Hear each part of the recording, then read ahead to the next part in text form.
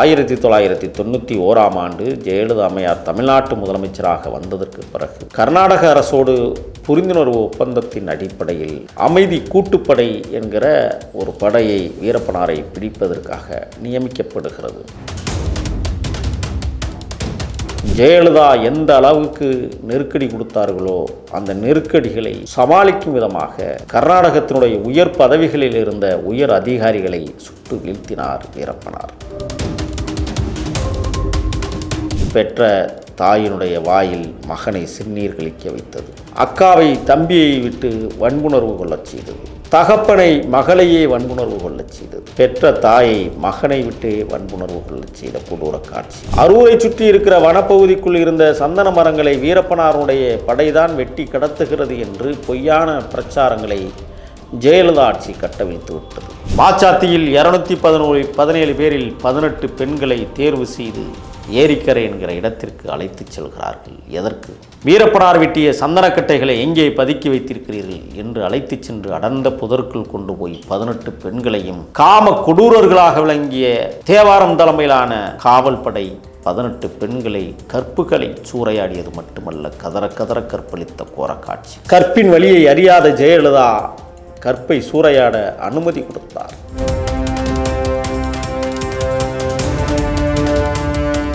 தமிழ்நாட்டு அரசியல் வரலாற்றில் தவிர்க்க முடியாத கொடுங்கோல் ஆட்சியாக 1991 96 வரை அனைத்திந்திய அண்ணா திராவிட முன்னேற்றக் கழகத்தை வழிநடத்துவதற்கு புரட்சித் தலைவர் எம்ஜிஆர் அவர்கள் 87 இந்த மண்ணை விட்டு உயிர் நீத்ததற்கு பிறகு அந்த கட்சியின் பொதுச் செயலாளராகி லட்சக்கணக்கான தொண்டர்களின் வாக்குகளால் அமோக வெற்றி பெற்ற ஜெயலலிதா அவர்களுடைய ஆட்சி இந்த 91 96 வரை ஆடிய கலவரங்களுக்கும் அத்துமீறல்களுக்கும் சாட்சியாக பல சம்பவங்கள் இருக்கிறது. 91 96 வரை வீரப்பனாருடைய படையில் ஜெயலலிதாவிற்கும் வீரப்பனாருக்கும் எவ்வளவு பெரிய முரண்களை பகைகளை உருவாக்கியது என்பதைத்தான் நாம் இதில் பேசுகிறோம். 1991 ஜெயலலிதா அம்மையார் தமிழ்நாட்டு முதலமைச்சராக வந்ததற்கு பிறகு கர்நாடக அரசோடு புரிந்துணர்வு ஒப்பந்தத்தின் அடிப்படையில் அமைதி கூட்டுப்படை என்கிற ஒரு படையை வீரப்பனாரை பிடிப்பதற்காக நியமிக்கப்படுகிறது. தமிழகத்தின் சார்பில் ஐஜியாக இருந்த தேவாரம் அவர்களுடைய தலைமையில் கர்நாடக மாநிலம் ஒப்புக்கொண்டதின் பேரில் 2 மாநில அரசுகளும் ஒன்றாக இணைந்து தேவாரம் தலைமையில் வீரப்பனாரை பிடிப்பதற்காக அதிவிரைவு படையை காடுகளில் அமர்த்தியது. மக்களின் சொல்லனா துயரங்களை தொடங்கினார்கள். சுரக்காய்மடு பாலாறுக்கும் பக்கத்திலே நடந்த பயங்கரமான குண்டுவெடிப்பு, மாதேஸ்வரம் மலை இன்ஸ்பெக்டர் தினேஷ் உள்ளிட்ட 4 MK யுத்தப்பா உள்ளிட்ட 6 பேர் படுகொலை, மைசூர் மாவட்டத்தினுடைய எஸ்பியாக இருந்த ஹரிகிருஷ்ணா சகில் அகமது உள்ளிட்ட 39 பேர் படுகொலை என்று வீரப்பனார் இந்த 91 96 வரை ஜெயலலிதா எந்த அளவுக்கு நெருக்கடி கொடுத்தார்களோ அந்த நெருக்கடிகளை சமாளிக்கும் விதமாக கர்நாடகத்தினுடைய உயர் பதவிகளில் இருந்த உயர் அதிகாரிகளை சுட்டு வீழ்த்தினார் வீரப்பனார். 91 96 வரை ஜெயலலிதா அம்மையார் அதிரடிப்படைக்கு அனைத்து சலுகைகளையும் கொடுத்து அதிகாரத்தையும் கொடுத்தது. ஆனால் இந்த அதிரடிப்படை என்கிற அட்டூழிய படை தமிழ்நாட்டின் கர்நாடக எல்லையோர கிராமங்கள், நூற்றுக்கணக்கான கிராமங்கள், குறிப்பாக கோவிந்தப்பாடி, நீதிபுரம், பெரியதண்டா, சிறியதண்டா, நாயக்கன் தண்டா, காவேரிபுரம், கருங்கல்லூர், ஏமனூர், செட்டிப்பட்டி, கோட்டையூர், சிங்காபுரம் என்று வரிசையாக இருக்கிற அந்த கிராம மக்களை வீரப்பனை காட்டிக் கொடுங்கள் என்று சொல்லியே அடித்து உதைத்து சொல்ல முடியாத துயரங்களை தேவாரம் தலைமையிலான அதிரடிப்படை அட்டூழியத்தை தொடர்ந்தது. தமிழ்நாட்டின் சார்பிலே பண்ணாரியில் ஒரு முகாம், மேட்டூரிலே சித்திரவதை முகாம், கர்நாடகத்தின் சார்பிலே மாதேஸ்வரம் மலையில் ஒரு சித்திரவதை கூடம் என்றெல்லாம் பிரித்து இந்த மக்களை வீரப்பனாரை பார்க்காதவர்களெல்லாம் கொண்டு போய் அடைத்து கொடுமைப்படுத்தி கொன்ற காட்சிகள். பெற்ற தாயினுடைய வாயில் மகனை சிறுநீர் கழிக்க வைத்தது. அக்காவை தம்பியை விட்டு வன்புணர்வு கொள்ளச் செய்தது. தகப்பனை மகளையே வன்புணர்வு கொள்ளச் செய்தது. பெற்ற தாயை மகனை விட்டே வன்புணர்வு கொள்ளச் செய்த கொடூர காட்சி. எண்ணற்ற அத்துமீறல்களை ஜெயலலிதா ஆட்சியில் நடத்தினார்கள் தேவாரம் தலைமையிலான அட்டூழியப்படை. வெடிகுண்டு கண்டெடுக்கப்பட்டதாக தேங்காய்களையே வெடிகுண்டாக்கிய தேவாரம், பானைக்கு வண்ணம் பூச்சி வெடிகுண்டு நிரப்பிய பெரிய வெடிகுண்டு என்றெல்லாம் மாலை மலர் மாலை முரசுகளில் வெளியிட்டு மனமகிழ்ச்சி அடைந்து கொண்டார்கள்.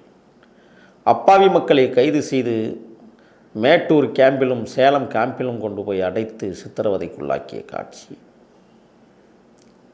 எண்ணற்ற துயரங்களை அந்த வாழ்விடத்து மக்கள் இன்றும் நடமாடும் பிணங்களாக வாழ்கிறார்கள்.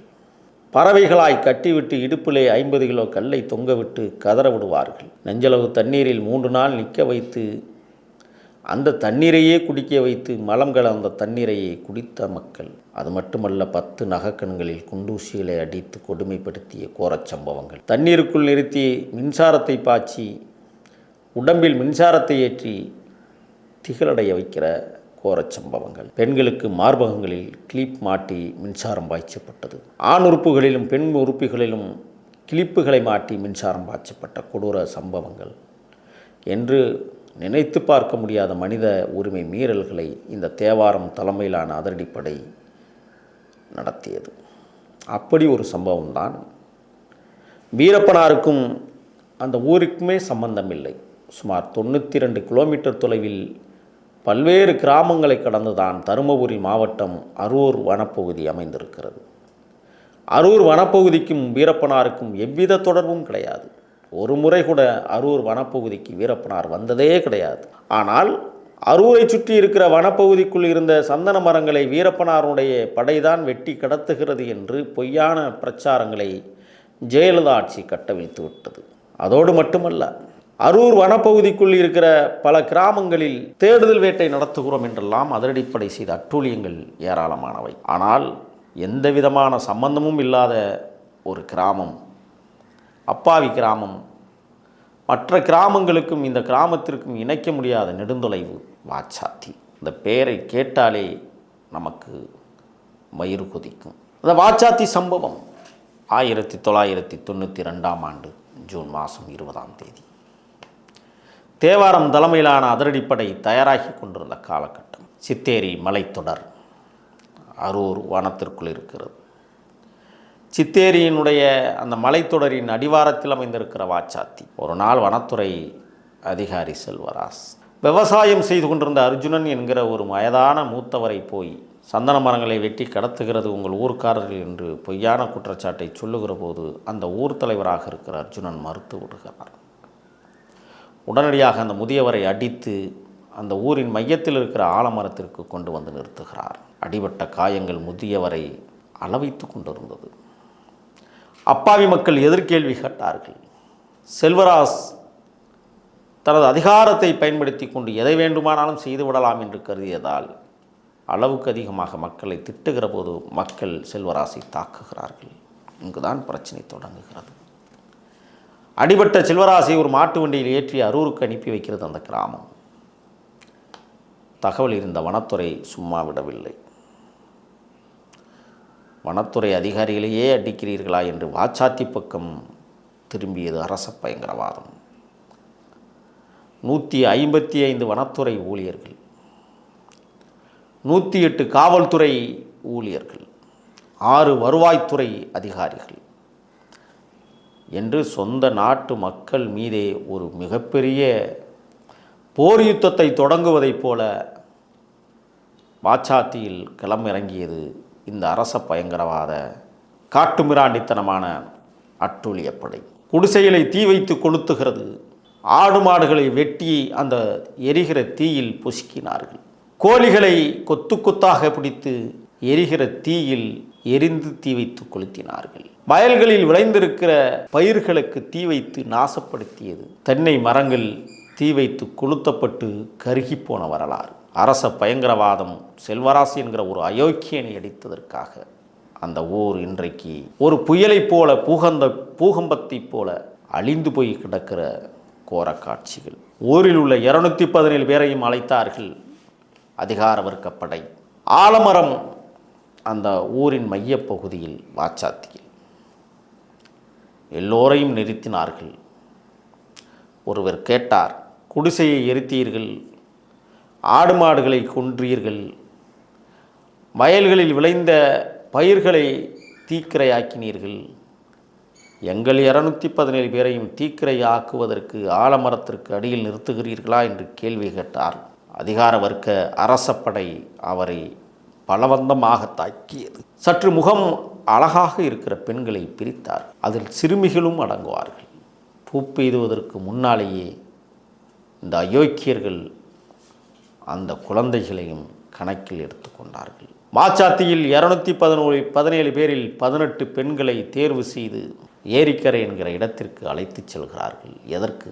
வீரப்பனார் வெட்டிய சந்தனக்கட்டைகளை எங்கே பதுக்கி வைத்திருக்கிறீர்கள் என்று அழைத்து சென்று அடர்ந்த புதற்குள் கொண்டு போய் 18 பெண்களையும் காம கொடூரர்களாக விளங்கிய தேவாரம் தலைமையிலான காவல் படை, அரச பயங்கரவாத படை 18 பெண்களை கற்புகளை சூறையாடியது மட்டுமல்ல, கதற கதற கற்பழித்த கோர காட்சி. நிலைகுலைந்து போனது 18 பெண்களும், உருக்குலைந்து போனது வாச்சாத்தி கிராமம். நிர்கதியாய் நிர்வாணமாய் கொண்டு வந்து நிறுத்தியது அரச பயங்கரவாத படை வாச்சாத்தி பெண்களை. அதையே ஆலமரம். நடந்ததை வெளியில் சொன்னால் எல்லோரையும் கொளுத்தி விடுவோம் என்கிற திமிர்த்தனமான பேச்சு. ஜெயலலிதா ஆட்சியில் நடக்காத அடக்குமுறைகள், அட்டூழியங்கள் சிதம்பரம் பத்மினியில் தொடங்கியது. எண்ணற்ற பெண்களுடைய கற்புக்களை சூறையாடிய காம கொடூரர்கள் தேவாரம் தலைமையிலான காவல்படை. ஜெயலலிதா தேவாரத்தை உச்சி மகிழ்ந்தார். கற்பின் வழியை அறியாத ஜெயலலிதா கற்பை சூறையாட அனுமதி கொடுத்தார். இதை அறிந்த வீரப்பனார் படை சற்றும் தளர்வில்லாமல் தமிழ்நாட்டினுடைய அதிரடிப்படை காடுகளுக்குள் வந்தால் வினை பெரிதாக இருக்கும் என்று கருதினார். சுற்றி சுற்றி வீரப்பனார் படை குறிவைத்து தாக்கத் தொடங்கியது அதிரடிப்படைகளை. ஜெயலலிதா ஆட்சி என்பது இருண்ட காலத்தின் சமர், ஒரு இருண்ட காலத்தின் அத்தியாயம், ஒரு இருண்ட வரலாறு. ஆளும் அரசுகள், அரச பயங்கரவாதங்கள் அடித்தட்டு மக்களை, அன்றாடங்காட்சி மக்களை பொசுக்கியதுதான் 1991 96 வரை நடந்த ஆட்சி. 96 மீண்டும் ஜெயலலிதா போட்டியிட்டார். மக்களுடைய வழிகளும் மக்களுடைய கதறல்களும் சாபமாக்கியது என்றே சொல்லலாம். ஒரு சரித்திரத்தை படைத்தது 96 ஆட்சி கவிழ்ப்பு ஜெயலலிதா. எவ்வளவு அடக்குமுறைகளை தாங்கி நின்றாலும் காட்டு ஓரத்து ஜனங்கள் வீரப்பனாரை எந்த காலகட்டத்திலும் கைவிடவில்லை. அதேபோல் வீரப்பனாரும் அந்த மக்களை சாகும் வரை கைவிடவில்லை. ஒரு சரித்திரத்தை பேசுகிற அளவிற்கு சாதனை படைத்த சிம்ம சொப்பனமாக வாழ்ந்த வீரப்பனார் அவர்களை இன்றைக்கு மலையோரத்தில் வாழுகிற அன்றாடங்காட்சி மக்கள் கடவுளாக பார்க்கிற நிலைமைக்கு தள்ளப்பட்டிருக்கிறது என்றால் அது 5 ஆண்டு கால அரச பயங்கரவாத ஆட்சி முறைதான். எண்ணற்ற தியாகங்களை இந்த மக்கள் செய்திருந்தாலும் கூட, எண்ணற்ற இழப்புகளை இந்த மக்கள் சந்தித்திருந்தாலும் கூட, இன்று வரை தொடர்ந்து இந்த அரச பயங்கரவாதத்திற்கு எதிராக போராடுவது என்பது சதாசிவம் கமிஷனின் அறிக்கைகள் நமக்கு வழிகாட்டுகிறது. சதாசிவம் கமிஷனில் சொல்லப்பட்டிருக்கிற அடக்குமுறைகளும் ஒடுக்குமுறைகளும் ஏராளமானவை. பாதிக்கப்பட்ட அப்பாவி மக்கள், பூ பெய்துவதற்கு முன்னாலேயே கற்பழிக்கப்பட்ட பெண்கள், உரிய நிவாரணத்தை இந்த அரசுகள் வழங்க வேண்டும் என்று உச்சநீதிமன்றம் வரை தீர்ப்பு சொன்னது. அரச பயங்கரவாதத்தில் இடம்பெற்ற இந்த அயோக்கிய காவல்படை என்று சொல்லக்கூடிய அட்டூழியப்படை இன்று வரை உச்சநீதிமன்றம் வரை சென்று நாங்கள் நிரபராதிகள் என்று சொல்லுவதற்கு போராடி கொண்டிருக்கிறார்கள். ஆக வீரப்பனார் வாழ்வியலில் மேற்கு தொடர்ச்சி மலைகளின் ஓரமாய் நூற்றுக்கணக்கான அப்பாவி தமிழச்சிகளும் தமிழர்களும் சொல்லனா துயரங்களை சந்தித்ததைப் போல தருமபுரி மாவட்டம் அரூருக்கு பக்கத்தில் இருக்கிற வாச்சாத்தியிலும் இன்றும் வலித்து கொண்டிருக்கிறது அந்த வழி நிறைந்த பயணங்கள் அந்த மக்களுக்கு. எண்ணற்ற கொடுமைகளை செய்த அரசாக ஜெயலலிதா அரசு திகழ்ந்தது. ஆனால் வாச்சாத்தியும் பெரிய தண்டாவும் வாழ்ந்து கொண்டிருக்கிறது வரலாறு. நன்றி.